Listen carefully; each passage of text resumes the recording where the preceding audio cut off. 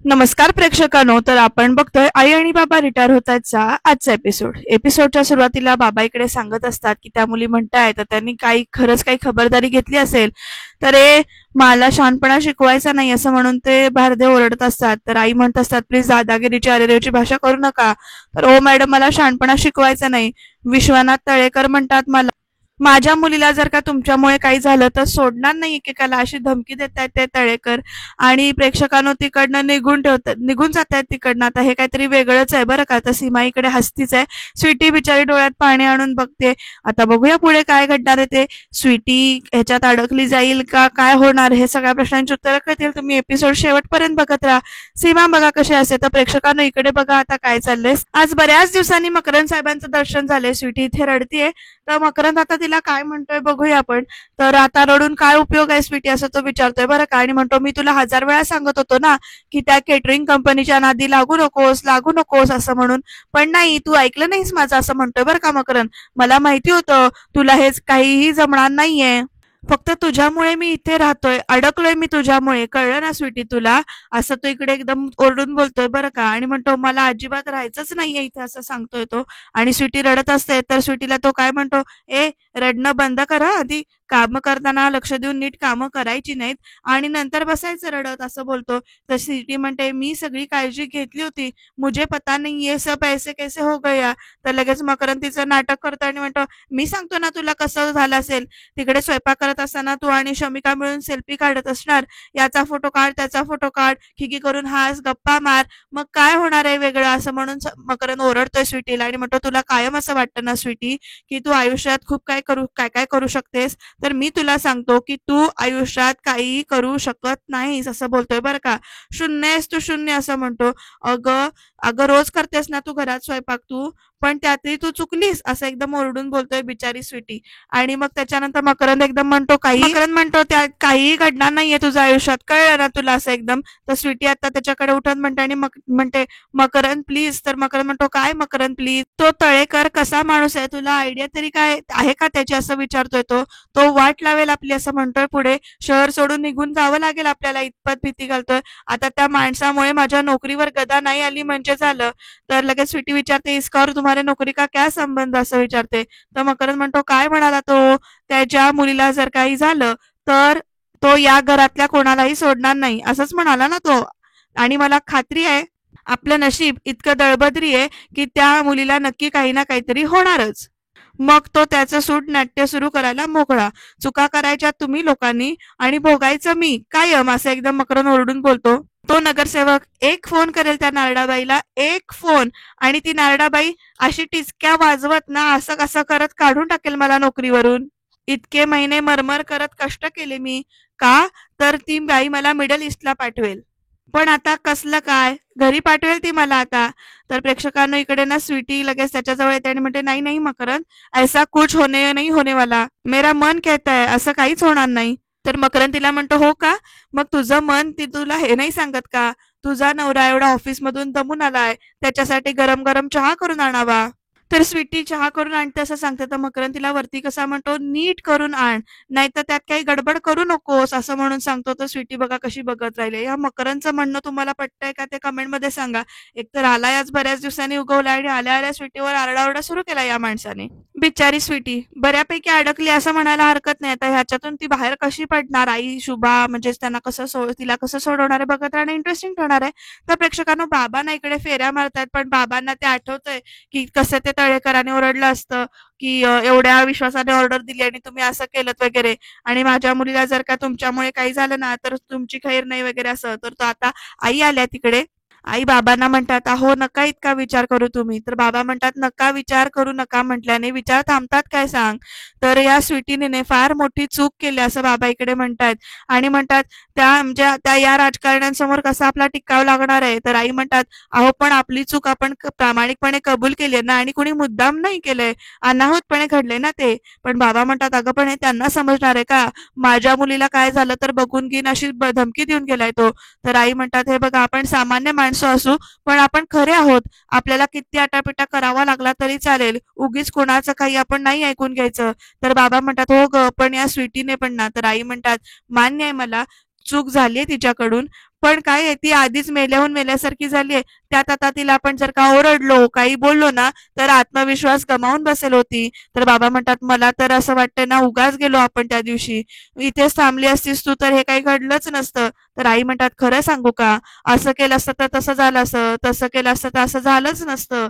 ह्या सगळ्या गोष्टी आहेत ना, नंतर बोलण्यात काही अर्थ नाही हो. जे घडायचंय ना ते घडतं. तर बाबा म्हणतात, अगं हो ग, आधीच त्या नारडाचं शुक्ल कष्ट मागे लागले आपल्या, त्यात हे नवीन शत्रू, कसं लढायचं आपण सांग ना. तर आई म्हणतात, हे बघा, आपल्या खरेपणावरती विश्वास ठेवा आणि म्हणतात, माझी खात्री आहे की आपल्याला किंवा आपल्या मुलांना काहीही होणार नाही असं आई बाबांना विश्वास देत आहेत. आपण सुद्धा देवबाप्पाकडे अशीच प्रार्थना करूया. आता बघूया पुढे काय घडतंय ते. तर प्रेक्षकांनो ना, स्वीटी इकडे स्वयंपाकघरात काहीतरी काम करते, बहुतेक भाजी चिरते. आणि आता तिकडे ना पाटणं सीमा आली आणि सीमा कशी बोलते बघा स्वीटीला. सीमा म्हणते, स्वीटी, आता भाजी करताना कुठला मूर्खपणा करू नकोस म्हणजे झालं. तर स्वीटी तिच्याकडे बघते आणि म्हणते, वहिनी, नीट बोला माझ्याशी, मी काहीही केलेलं नाहीये. तर सीमा म्हणते, आर यू शुअर? खरंच बोलतेस हे तू? असं विचारते आणि म्हणते, कशावरून तू हे सगळं माझा बदला घेण्यासाठी केलं नशील? तर स्वीटी म्हणते, बदला? अहो कसला बदला? तर सीमा म्हणते, ऐक ना, उगाच नाटकं करू नकोस, मला सगळं माहितीये.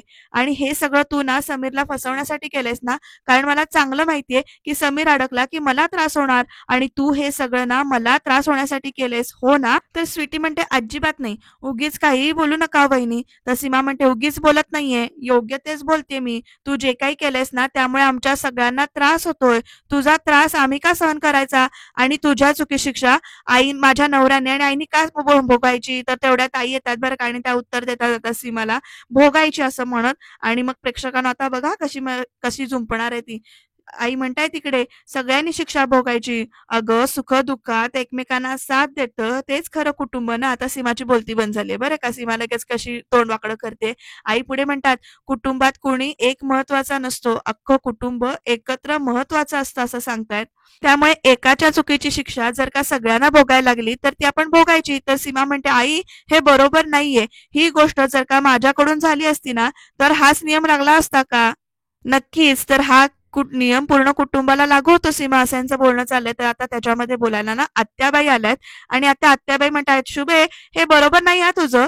जिची चूक आहे तिला तू काहीच बोलत नाहीये आणि हिला मात्र तू धारेवर धरतेस, असं म्हणत ना आता आत्याबाई सीमाची बाजू घेऊन बोलतायत बरं का. आत्याबाई पुढे म्हणतात, तिच्यावर कशाला खार खाते ग सारखी, मी आल्यापासून बघते ग तुझ्याकडे, असं म्हणतात पुढे. आणि तर सीमा लगेच भोळेपणाचा आवडते. तर आत्याबाईंना आई म्हणतात, वंश, काय बोलताय तुम्ही? हे बरोबर नाहीये. उगीच माझ्या सुनांच्या डोक्यात ना चुकीच्या गोष्टी भरवू नका, असं लगेच आईने उत्तर दिलंय बरं का. तर लगेच आत्याबाई म्हणतात, बाई बाई बाई, मी कशाला चुकीच्या गोष्टी डोक्यात भरू?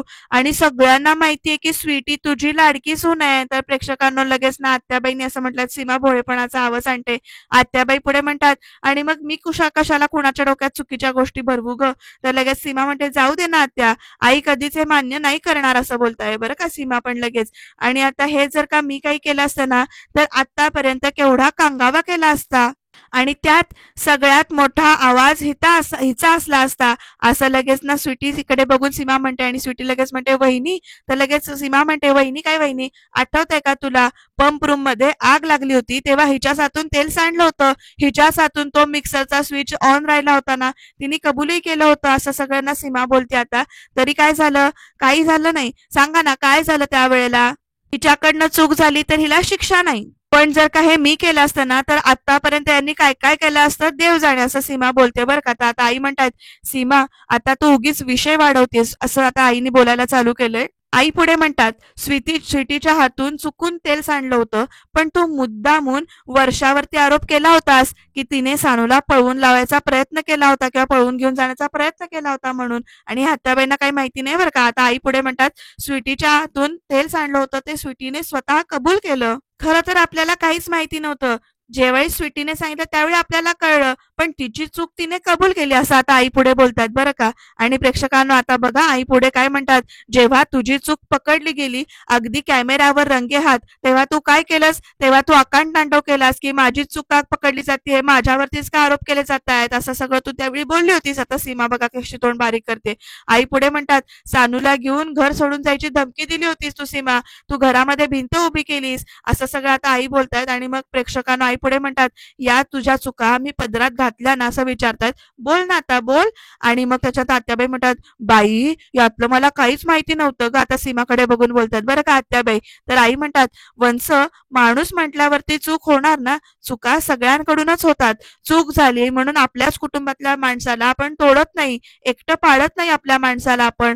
तर आपण त्याच्या सगळ्या चुका ज्या काही आहेत त्या चुकीला माफी करतो, त्याच्या चुका पदरात घेतो. तर आता प्रेक्षकांना आत्याबाई म्हणतात, जाऊ दे बाई, मला काय करायचंय, तुमचं कुटुंब आणि तुम्ही काय गोंधळ घालायचं तो घाला, असं आता आत्याबाईंनी सांगितलंय बरं का. तर आई लगेच म्हणतात, हो ना वंश, मग पुन्हा असं बोलू नका की स्वीटी माझी लाडकी आहे, मी सीमाला काय वाटेल ते बोलते वगैरे, असं काही म्हणू नका. आता असं आईनी आत्याबाईंना सरळ सांगून टाकलंय. तर आई पुढे म्हणतात, चूक स्वीटीची झाली, पण पार्टनर्स म्हणून त्याची जबाबदारी माझी आणि समीरची, असं सांगतात बरं का. आणि त्याबद्दल माझं आणि समीरचं बोलणं आधीच झालंय सीमा, असं सांगतात बरं का आई आता. आणि मग प्रेक्षकांना आई पुढे म्हणतात, आणि तू स्वतःला नेहमी तिची थोरली जाऊ म्हणवतेस ना, आहेस तू तिची थोरली जाऊ. थोरलेपणाबरोबर जबाबदारी सुद्धा येते. थोरलेपण म्हणजे काय, नुसतं समोरच्याची चूक काढून देणं एवढंच नाही नसतं, तर त्याची चूक दाखवून देऊन त्याला म्हणजे पुढे जायचा मार्ग दाखवणं म्हणजे थोरलेपणा असतो, असं सगळं आता आईने ऐकवलंय बरं का. आणि सीमाचा पचका झालाय. आई पुढे म्हणतात, काय ना बाळा, तुझ्या थोरलेपणात ना थोडासा समजूतदारपणा टाक, म्हणजे सगळं ठीक होईल बघ, असं म्हणत ना आई सीमालाच बोलतात. आता सीमा काहीतरी परत आईंना उत्तर द्यायला जाणार असते, तोपर्यंत तिचा फोन वाजतो. सीमा म्हणते, इम्पॉर्टंट कॉल आहे, आलेच मी, असं म्हणत तिकडनं निघून जाते. तर प्रेक्षकांना त्यामुळे विषय इथेच थांबलेला आहे बरं का, जास्त काही वादावाद झालेली नाहीये. आत्याबाई म्हणतात, शुभे, याच्या पुढे तुमच्या घरच्यांच्या बाबतीत ना मी काही बोलणार नाही, कानाला खडा बघ, असं म्हणतात लगेच आत्याबाई. आणि पुढे सांगतात, तुम्हाला काय करायचंय ते करा, पण मला आता चहा नाश्ता मिळणार आहे की नाही. तर आई म्हणतात, वंच, सगळं तयार आहे, तुम्ही बाहेर थांबता का, मी घेऊन येते, असं म्हणत ना आत्याबाई स्वीटीकडे बघत तोंड वाकडं करत ना तिकडनं बाहेर निघून जातात. आता बघूया पुढे काय घडणार आहे ते. तर प्रेक्षकांना आत्याबाई निघून गेल्यानंतर इकडे स्वीटी आईला म्हणतात, नाश्त्यासाठी प्लेट घे. तर स्वीटी आता आईंकडे बघून म्हणते की आई, आई थँक्यू सो मच, असं म्हणते ती. आता म्हणते, तुम्ही किती छान आहात. आणि आई तिच्या डोक्यावरनं हात फिरवतात आणि म्हणतात, हे बघ बाळा, एक गोष्ट लक्षात ठेव, मी तुझी आई आहे असं म्हणून समजावतात तिला. आणि म्हणतात, काही झालं ना तरी कधीही घाबरायचं नाही, असं सांगतायत. ही तुझी लढाई एकटीची नाहीये, आणि ही तुझी आई कधीच कुणावर अन्याय होऊ देणार नाही, असं म्हणतात. तर स्वीटी आईंकडे बघून हसते आणि दोघी एकमेकींना विश्वास देतात. आता बघूया पुढे काय घडणार आहे ते. तर प्रेक्षकांना समीरच्या फोनवर ना नोटिफिकेशन दिसतात कसले, म्हणून तो फोन लावतोय. सीमाचे बहुतेक फोन येत होते. तर सीमा आता फोन उचलते आणि म्हणते, हॅलो. तर समीर म्हणतो की, हा सीमा, अगं मी आता नेटवर्क मध्ये आलो, तर तुझे मिस्ड कॉलचे मेसेजेस आलेत मला, काय झालं, तर मी तुला मेसेज केलाय तो बघ, असं सीमा सांगते. आणि तिथेही असं सांगते बरं का. आणि फोन कट करते. तर प्रेक्षकानं सीमाचा मेसेज जो काही आहे तो समीर वाचतोय. आणि आता सीमा आता कुठे बोलवते समीरला आणि काय सांगते ते बघत राहूया आपण. तर सीमाच्या डोक्यात काहीतरी शिस्त आहे बरं का. तर प्रेक्षकांनो, सीमाने इकडे ना समीरला एका कॅफेमध्ये भेटायला बोलवलंय. बाबा विचारतात, कशासाठी भेटायला बोलवलंय, की असं काय आहे की तू घरी नाही काही सांगू शकत आहेस. तर सीमा म्हणते, अरे तो नगरसेवक आहे ना, घरी येऊन धमकी देऊन गेलाय. तर आई समीर म्हणतो, सांगितलं मला आईनी. तर समीर म्हणतो, मग. तर सीमा म्हणते, म्हणून तर म्हणते ना तू घरी येऊ नकोस. तर समीर विचारतो, त्याने काय होणार आहे. अरे तू जर का घरी आला ना तर त्या नगरसेवकांनी गुंड वगैरे पाठवले तर किती महागात पडेल, कळतं का तुला. तर समीर म्हणतो, आणि समजा मी बाहेर आलो आणि त्या माणसाने गुंड घेऊन घरी आला तर तुम्हाला त्रास होणार नाही का. तर सीमा म्हणते, आम्हाला का त्रास होईल, आम्ही थोडी आहोत त्या बोरथो केटरिंग कंपनीचे मालक. तर समीर म्हणतो, अगं पण आईला, स्वीटीला तर त्रास होईल ना. तर सीमा लगेच म्हणते, हे बघ, त्या बायका आहेत आणि मला नाही वाटत की ते एवढा त्रास देतील त्यांना. आणि तू एकटाच पुरुष आहेस त्या कंपनीमध्ये, आणि तुला घरी बघितलं आणि त्या गुंडाने तुझ्यावरती हात साफ केला तर समीर म्हणतो, काय बोलतेस तू, म्हणजे तुझं असं म्हणणं आहे की मी बायकांना पुढे करून या भ्याड असल्यासारखं लपून राहू, असं विचारतोय समीर. आणि म्हणतो, समोर येऊ नको मी, असं तुझं म्हणणं आहे, आणि कुठे लपायचंय मी. अरे सीमा म्हणते, अरे 1-2 दिवस काय ना बाहेर हॉटेलमध्ये राहा, हे सगळं प्रकरण थंड झालं की ये पुन्हा घरी. तर समीर म्हणतो, नाही, हे मला नाही जमणार आहे. त्यापेक्षा असं करतो, तू एक काम कर, तू सानूला घे आणि तू सानूला घेऊन माहेरी निघून जा, म्हणजे तुला त्रास होणार नाही. तर सीमा लगेच म्हणते, समीर, अरे मी माझ्या त्रासासाठी सांगते का हे सगळं, असं विचारते बरं का. आणि मग त्याच्यानंतर म्हणते, मला खरंच खूप तुझी काळजी वाटते, असं सांगते बरं का, तोंड वाकडं करून जर असं. तर समीर म्हणतो, सीमा प्लीज. तर सीमा म्हणते, समीर प्लीज, काही झालं तरी तू घरी येऊ नकोस, मी हात जोडते तुझ्या पुढे प्लीज. तर समीर म्हणतो, 1 मिनिट, घरावर जेव्हा संकट येतं ना त्यावेळेला घरातल्या सगळ्या माणसांनी एकत्र येऊन त्या सगळ्या संकटांना तोंड द्यायचं असतं. ही शिकवण आहे माझ्या आईची. बाहेर राहून ते घरी काय झालं असेल किंवा आई बरी असेल का, सानू तू बरे आहेस का, मला एन्झायटी मध्ये राहायचंच नाही असं समीरने सांगितलंय बरं का. आणि म्हणतो मी घरी येणार आहे, तुला जे जमेल ते तू कर. तर सीमा म्हणते समीर समीर तुला ना सानूची शपथ आहे आणि काही झालं तरी तू घरी येणार नाहीयेस असं आता समीरला सीमाने सांगितलंय बरं का. आणि सीमाकडे बघत कसा समीर असा शॉक होऊन बघतोय. बघा काय करणार आहे समीर, बघत राहूया आपण. तर इकडे स्वीटी आणि शमिका बोलतायत. स्वीटी म्हणते शमिका मुझे तो समझ में नहीं आ रहा है कि मुझसे ऐसे हुआ कैसे. तर शमिका म्हणते वहिनी तुझ्यामुळे काही झालं नाहीये, मी पण होते ना ग तिथे. आपण किती अलर्ट होतो, आपण बायकांना 3-3 वेळा सांगितले की शेंगदाण्याचा वापर अजिबात करू नका. तर स्वीटी म्हणते की हो अगं, आणि नर्मदा मावशी दाण्याचं कूट बाहेर सुद्धा घेऊन गेल्या होत्या. तर शमिका म्हणते एक्झॅक्टली. तर स्वीटी म्हणते पर फिर भी म्हणजे काही मुझसे आदत म्हणजे सवयीप्रमाणे नाही का झालं हे. म्हणजे नर्मदा मावशी तो डबा बाहेर घेऊन ठेवायच्या आधी तर मी नाही ना घातलं त्यात चुकून. तर शमिका म्हणते नाही वहिनी, अगं आपण खूप अलर्ट होतो. आणि मग प्रेक्षकांना शमिका पुढे म्हणते आणि पूर्ण दिवसभराची रील ना मी डोळ्यासमोरून 100 वेळा घालवलीये. मला अजिबात असं आठवत नाहीये की आपण चुकलोय कशात सुद्धा. आणि हे कोणी दुसऱ्याने तर केलं नसेल ना असं इकडे शमिका विचारते बरं का. तर स्वीटी म्हणते लेकिन हमारे सिवा वहां था कौन, ऐसा कौन करेगा. तर शमिका म्हणते का दमयंती आत्या आल्या होत्या की तिकडे. आणि मग प्रेक्षकांनो तुम्ही इथे काय करता वगैरे असं दमयंती आत्यांना विचारलेलं ते सगळं स्वीटीला इथे आठवतंय बरं का. स्वीटी म्हणते हा आपण तो त्या तर असंच बघायला आल्या होत्या ना, म्हणजे त्यांच्या हातात पण काही नव्हतं असं इकडे स्वीटी म्हणते जितना मुझे याद है उनके हातों में भी कुछ नहीं था. तर शमिका म्हणते हा म्हणजे हातात तर मलाही काही नाही दिसलं असं इकडे शमिका पण म्हणते. तर प्रेक्षकांना आता या दोघींना दमयंती आणि त्यावर शक तर आलाय, म्हणजे संशय तर आलाय, पण बघूया आता पुढे काय घडणार आहे ते. नक्की सीसीटीव्ही चालू होते का बंद होते याचा शोध नंतर लावतील बहुतेक, बघूया आता. तर प्रेक्षकांना ना इकडे शमिका आता येऊन बसली आईंजवळ. आता बघूया ती काय विचारते. तर आई भाजी निवडतायत. तर शमिका म्हणते मावशी समीर दादा आला नाही का अजून. तर आई म्हणतात हो ना ग त्याचीच वाट पाहते मी. तर शमिका म्हणते त्याला सांगितलंय ना सगळं. तर आई म्हणतायत हो म्हणजे मी कल्पना दिली त्याला शमू. तर मावशी अगं काय करतील ग ते असं विचारते बरं का शमिका. तर आई म्हणतात खरंच मला माहिती नाही ग शमिका, माझी फक्त देवाकडे एवढीच प्रार्थना आहे की त्या मुलीला लवकरात लवकर बरं वाटू देत.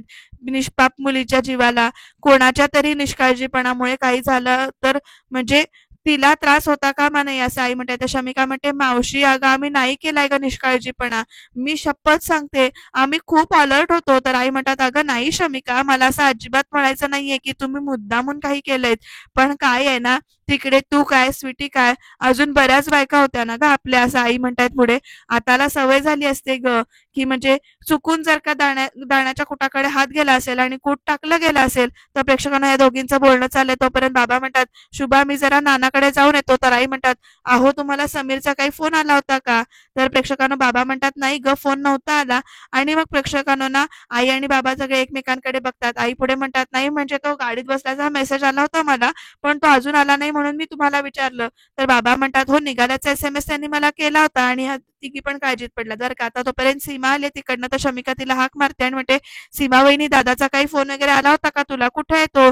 तर प्रेक्षकांना ना सीमा आता बघत राहिली आणि ती म्हणते ऍक्च्युली म्हणजे नेटवर्क इश्यूमुळे त्याचा फोन लागत नव्हता असं सीमा सांगते. आणि मग प्रेक्षकांना बाबा म्हणतात म्हणजे तो फोन करत होता आणि लागत नव्हता की तू फोन करत होतीस आणि लागत नव्हता, असं नेमकं काय झालं होतं असं विचारतायत. तर सीमा ते काय आहे ना असं म्हणत असते उभी नुसती. तर त्याचा फोन लागत नव्हता, तो ट्राय करत होता असं काहीतरी वेगळंच उत्तर देते बरं का प्रेक्षकांना. आता बाबाने विचारलं तर पण बाबा म्हणतात मग आला असेल तो इथे, मेसेज तर सकाळी 6:30 आला होता, एव्हाना त्याने घरी यायला हवं होतं असं बाबा म्हणतात. तर आई पण म्हणतात बघा ना 12:30 वाजत आलेत आता. आणि प्रेक्षकांना हे सगळं बोलणं चालू आहे तोपर्यंत आत्याबाई आल्यात. 12:30 नाही 1 वाजून गेला, अगं जेवणाचं काय. तर बाबा म्हणतात 1 मिनिट तायडे, आम्ही काय बोलतोय तू काय बोलतीयस असं म्हणत ना आता बाबा आत्याबाईंना विचारतात. आणि आत्याबाई म्हणतात माफ करे बाबा, माझं शरीर घड्याळासारखं आहे, म्हणजे एकदा म्हणतात त्याला बरोबर कळतं किती वाजता काय पाहिजे ते. आणि काय अरे डायबिटीस आहे ना मला असं ओरडून बिरडून सांगतात बरं का आता. आणि मग सीमा हसते त्यांच्याकडे बघून. तर आई म्हणतात वंश स्वयंपाक झालाय मी वाढते तुम्हाला. तर आत्याबाई म्हणतात हो हो दे. तर बाबा पुढे म्हणतात शुभा. तर आई म्हणतात बरोबर आहे त्यांचं डायबिटिक आहेत त्या असं सांगतायत पुढे. आणि मग प्रेक्षकांना आता ना सगळे आत्याबाईंकडे बघतात. आत्याबाईंना आई पुढे म्हणतात वेळेवरती जेवण दिलं पाहिजे त्यांना, नाहीतर त्रास होईल ना त्यांना. तर आत्याबाई लगेच सासूतपणाचा आव आणतायत बरं का इकडे. आणि आता पुढे काय घडणार आहे बघूया आपण. बाबा पुढे लगेच सीमाला हाक मारतात आणि म्हणतात, सीमा तुला कधी म्हणाला तो नेटवर्क नाहीये म्हणून फोन लागत नाहीये. सीमाकडे आता त्या प्रश्नाचं उत्तर नाहीये आणि सीमा उत्तर देईपर्यंत समीरने एंट्री घेतलीये बरं का. आलाय बरं का समीर, सीमाचं ऐकून तिथेच थांबला नाहीये. तर प्रेक्षकांनो समीर आल्यानंतर ना सीमा म्हणते मनातल्या मनात, शेवटी आलाच, माझा नवरा कमी आहे आणि आईचा मुलगा जास्त आहे, असं सीमा इकडे मनातल्या मनात म्हणते. उद्या मी मेले ना तरी आई आई करत ना आईचा पदर धरून मागे मागे फिरेल, पण बायको मेली तर दुःख नसेल या माणसाला, असं इकडे सीमा बोलते आणि मान बिन डोलावते बरं का. तर प्रेक्षकांनो बाबा म्हणतात, समीर तुला बराच उशीर झाला रे. तर समीर म्हणतो, अहो केवढं ट्रॅफिक आहे बाहेर. आणि प्रेक्षकांनो यांचं बोलणं चालू आहे तोपर्यंत पोलीस आलेत बरं का तिकडनं आणि ते समीर किल्लेदार असं म्हणत त्यांच्याकडे बोलतात, म्हणजे समीरला हाक मारतात आणि चला असं म्हणतात. तर आता सगळ्यांना धक्का बसलाय बरं का. तुमच्या विरुद्ध नगरसेवक तळेकरांनी तक्रार केली असं तर पोलीस इन्स्पेक्टर सांगतात. तर आई घाबरून काय असं म्हणतात. तर सीमा पण अशी बघत राहिली समीरकडे आणि आता आत्याबाई पण अशा बघत राहिल्यात. तर तुम्हाला आमच्यासोबत चौकशीसाठी यावं लागेल असं पोलीस इन्स्पेक्टर सांगतायत. आणि आता पुढे काय घडणार आहे बघूया आपण. हे काहीतरी वेगळंच रांगड दिसतंय बरं का. पोलिसांची एन्क्वायरी चालू झाली आता. तर प्रेक्षकांना उद्याच्या भागात आपल्याला काय बघायला मिळणार आहे बघूया. स्वीटी म्हणते, जे काही झालंय ते माझ्यामुळे झालंय, तर तुम्ही मला अटक करा. तर तिच्या हातात बेड्या बिड्या पडतायत बरं का स्वीटीच्या हातात. तर सीमा हसतीये तिकडे आणि आत्याबाईंचं टेन्शन वेगळंच दिसतंय चेहऱ्यावर. स्वीटीला घेऊन जाताना सीमाला आनंद होतोय. तर आई म्हणतात, हे बघ स्वीटी, मी तुझी सासू नाही आई आहे आणि एक गोष्ट लक्षात ठेव, आई तिच्या मुलांना कधीच एकटं सोडत नाही. आणि प्रेक्षकांनो तिला कसं सोडवायचं हे आई बघतील, तू यात मध्ये पडायचं नाहीस, असं सीमा समीरला सांगत असते. आणि हे आईने ऐकलंय. आता पुढे काय घडणार आहे बघूया. त्याच्यासाठी तुम्ही चॅनलला सबस्क्राईब करायला विसरू नका आणि बघत राहा आई बाबा रिटायर होत आहेत.